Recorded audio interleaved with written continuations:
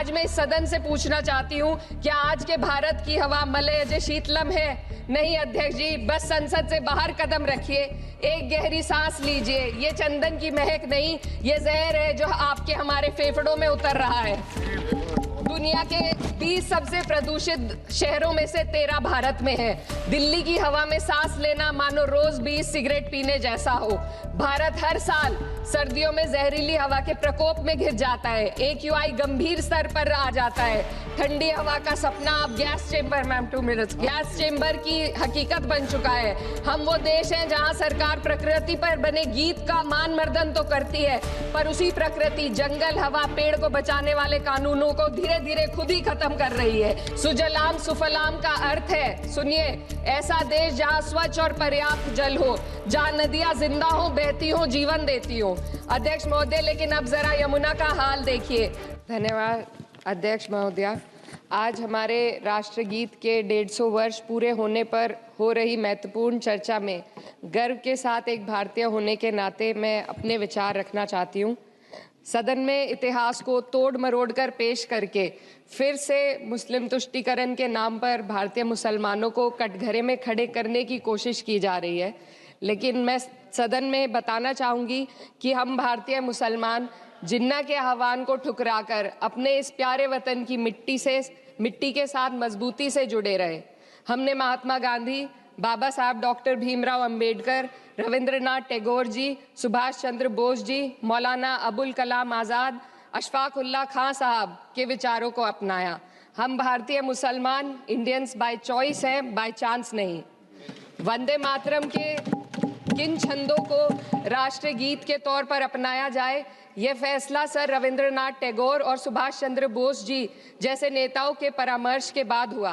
क्या अब हम उन महान नायकों की समझ पर प्रश्न चिन्ह उठाएंगे? उन्हें देश को बांटने वाला और तुष्टीकरण करने वाला कहने का पाप करेंगे? उन महान हस्तियों ने वंदे मातरम के उन छंदों को अपनाया जिन्होंने देश के हर वर्ग, हर धर्म के मानने वालों को एक सूत्र में पिरोने का काम किया। और मैं एक घटना आप लोगों के सामने रखना चाहती हूँ। वर्ष 1998 में उत्तर प्रदेश सरकार के मंत्री रविंदर शुक्ला जी ने स्कूलों में राष्ट्रगीत को गाना अनिवार्य कर दिया था।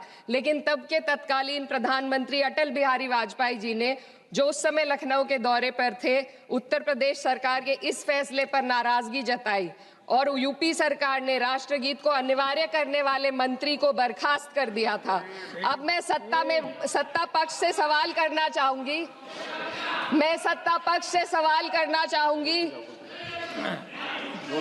बोलने दीजिए। मैं सत्ता पक्ष से सवाल करना चाहूंगी कि जो विजन आजादी के समय के लोगों का था, राष्ट्रगीत को स्वेच्छा पर छोड़ने का, उसी का अनुसरण माननीय अटल बिहारी वाजपेयी जी ने किया, तो क्या वे भी मुस्लिम तुष्टीकरण कर रहे थे? जी नहीं, अटल बिहारी वाजपेयी जी राजधर्म निभा रहे थे। देश में सब धर्मों को एक साथ लाना, सबके जज्बात का एहसास करना ही सबसे बड़ा राष्ट्रवाद है। माननीय अध्यक्ष महोदय, आज हमें वंदे मातरम के असली भाव को समझना जरूरी है। यह गीत तो देश के जल, जंगल, जमीन, हरियाली और निर्मल हवा की वंदना को समर्पित है। यह भारत की जन जन की मंगल कामना करता है कि भारत का हर नागरिक स्वस्थ रहे, सुरक्षित रहे और सम्मान के साथ जी सके। सुजलाम सुफलाम का अर्थ है, सुनिए, ऐसा देश जहां स्वच्छ और पर्याप्त जल हो, जहां नदियां जिंदा हो, बहती हो, जीवन देती हो। अध्यक्ष महोदय, लेकिन अब जरा यमुना का हाल देखिए।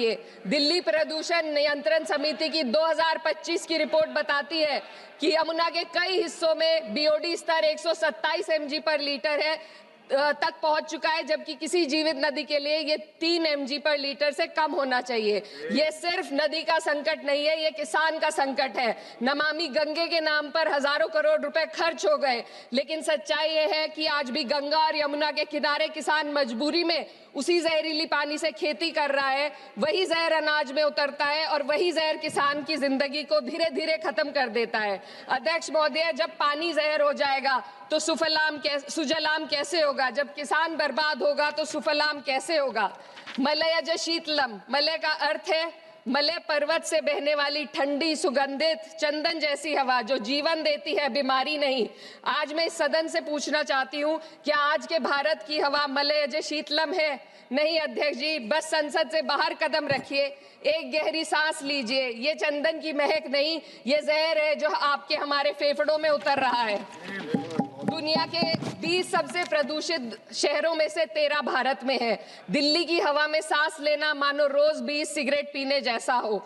भारत हर साल सर्दियों में जहरीली हवा के प्रकोप में घिर जाता है। AQI गंभीर स्तर पर आ जाता है। ठंडी हवा का सपना अब gas chamber, ma'am 2 minutes, gas chamber की हकीकत बन चुका है। हम वो देश हैं जहां सरकार प्रकृति पर बने गीत का मान मर्दन तो करती है, पर उसी प्रकृति, जंगल, हवा, पेड़ को बचाने वाले कानूनों को धीरे धीरे खुद ही खत्म कर रही है। ये है आज के हमारे मलय अजय शीतलम की अफसोसजनक सच्चाई। अगर हम हवा को साफ नहीं कर पाए तो न सुजलाम बचेगा न सुफलाम बचेगा।